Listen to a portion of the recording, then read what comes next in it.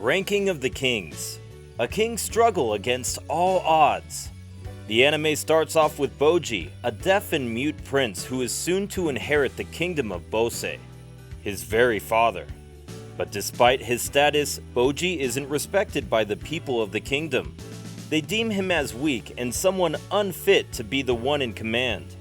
Compared to him, King Bosse's second son, Daida, is considered as the only one worthy to inherit the throne. After all, both of them have different mothers. Daida's mother, Queen Hiling, is still alive and she has the same views as the other people. King Bosse is well aware of Bojji's situation and even appoints Domas as Bojji's personal teacher in order for him to become stronger. But every time the brothers spar, Daida is the one coming out on top. Just another day, Bojji is up on the hills. Out of the blue, he's confronted by a heinous shadow, introducing himself as Kage. He orders Bojji to hand over all of his belongings, to which the mute prince complies without putting up a struggle. Kage is the last of the Shadow Clan, a clan that was wiped out years ago for a sin they did not commit. When he is on his way back, Bojji, having no clothes, is mocked by people left and right. That only adds insult to injury when it comes to Bojji's status. A few days later, King Bosse dies, and as his will is read out afterwards, everyone is shocked to hear that Bojji is the new king. This has Daida furious since he's the better candidate no matter how you look at it. It isn't long after that, Queen Hiling and some other distinguished faces making up the royal court hold a meeting. During that meeting, they cast votes to reappoint the kingdom's king, and to no one's surprise, Daida is the one chosen. This has Bojji completely devastated, his throne being taken away from him all of a sudden. Furthermore, at this point, Kage is nowhere to be seen. Bojji then talks to Queen Hiling about going on a journey. The queen sends Domas and Hakuro with him. The three arrive at the gates of hell, and Domas asks Bojji to have a closer look at the flames bathing the rocks. As soon as he does so, Domas pushes Bojji, following the orders from the new King Daida himself. Hakuro, after seeing this, can't control his wrath and separates Domas's forearm from his body. But, as Bojji is falling, Kage comes out of his bag all of a sudden and saves Bojji, only to become unconscious to this gas that soon envelopes the whole atmosphere.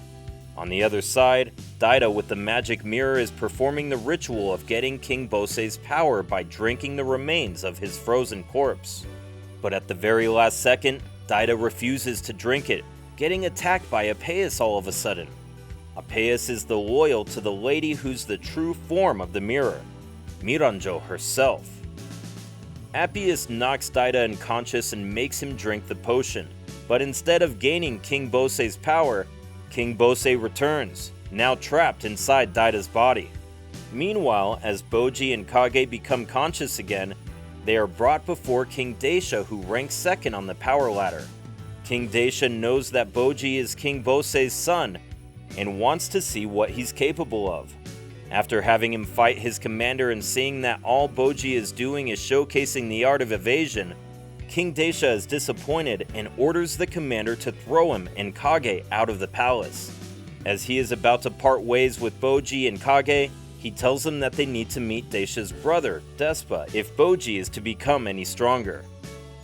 They meet Despised and Kage tells him to train Bojji. Despite deeming Bojji as weak and someone unable to get stronger physically, Despised agrees to train him in ways that can make him worthy of being called the king. On the other side, Miranjo is asking Daida for his permission to go to the underworld to get some more pawns. Even summoning Oken, the brother of Desha and Despa, who committed the sin of making a deal with the devil for immortality. When Bojji's training is complete, he makes it back to his kingdom with Desha's troops. But they are all confronted by Oken, who puts on a one-sided massacre. But Kage remembers how King Despa told him not to let Bojji fight Oken. So he tells Bojji to run to the palace while King Desha's troops are keeping Oken at bay. Right after Bojji arrives at the palace, he sees the two-headed snake, an old friend defeated by the monsters from the underworld. Bojji then fights the one behind the mess, Kage, and to everyone's surprise, defeats him rather easily. Bojji then asks Hiling to heal the two-headed snake since he remembers its kindness from all those years ago. Bojji then makes it to the underworld where Desha and his troops are trying to put an end to this whole underworld mess. He then tells Bojji that Miranjo is the one behind all this mess, and right when he is about to take on Bojji, Despa communicates with his brother, telling him how fighting Bojji would only bring about his defeat, and that he should save his strength for taking out Miranjo at the end. Desha agrees and promises Kage, the green monster from earlier, a position as a commander of the underworld. Right when they are making it back to their kingdom, we see Miranjo, now in the hands of the very prisoners of the underworld that she brought to the surface herself. Whilst they are having all sorts of interactions with each other, Miranjo conveys it to Oaken that she needs help, to which Oaken breaks free from the rope shackling him and runs to the palace. There, he is confronted by Bojji, who has to take him down since he appears to be the biggest threat after all. After a fierce exchange of blows, Oaken doesn't take any damage and it becomes crystal clear that he is in fact immortal. Seeing Bojji losing to the undead monster in front of him, Kage takes matters into his own hands and swallows Oaken whole. This has Bojji in tears, but his despair knows no bounds when Oaken comes back and slashes Kage, killing him only to kill Bojji soon after. At this point we see Daida having a conversation with Babin. He has a memory about Miranjo and we get to learn about Miranjo's past. Belonging to a land of magicians, Miranjo's kingdom resisted the gods. But soon after, the very people allied with the gods to kill their own kin.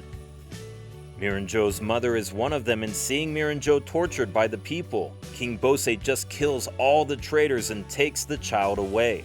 Over the time, King Bosse falls in love with Miranjo and in order to become the strongest king, offers the strength in the body of his first child to the devil.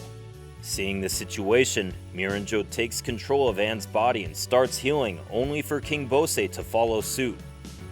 King Bosse, now in Daida's body, fights Oaken and despite him coming back again and again, shoves him inside a boulder to prevent the regeneration process. Later on, it is revealed that since Miranjo violated the contract with the devil by bringing back King Bosse to life, she can't go to the afterlife. And right when King Bosse's soul is leaving Daida's body after the legendary fight between the two brothers aiming to be the king, the devil strikes again and swallows Miranjo whole, making King Bosse struck with despair and grief even when he's about to leave it all behind. Right after swallowing the soul, however, a bolt of lightning strikes the demon, and with the one behind the lightning being Desha himself. The demon falls to the ground and has his head decapitated in a heartbeat. Despa then offers the proposition of returning the demon's head if he grants his one wish. But Daida interrupts just like Frieza did back at the planet Namek, and wishes for Miranjo to come back. His wish is granted after an emotional series of events. Miranjo comes back to life and Despa, instead of becoming angry at the child, doesn't seem to mind for some reason. After all this, Daida finally recognizes Bojji as the new king and a whole ceremony is held to appoint him as the one commanding the previous Bosse's kingdom. Seeing how Bojji is now the king, Kage decides to leave the palace for good since a king wouldn't want to hang out with him. But Bojji is in utter disarray when he finds out that Kage is nowhere to be found. Afterwards, Hiling tells him to go and do whatever he wants since he's the king now. Bojji leaves the throne for Daida and goes on a search for Kage and tells him how he'll build his own kingdom one day.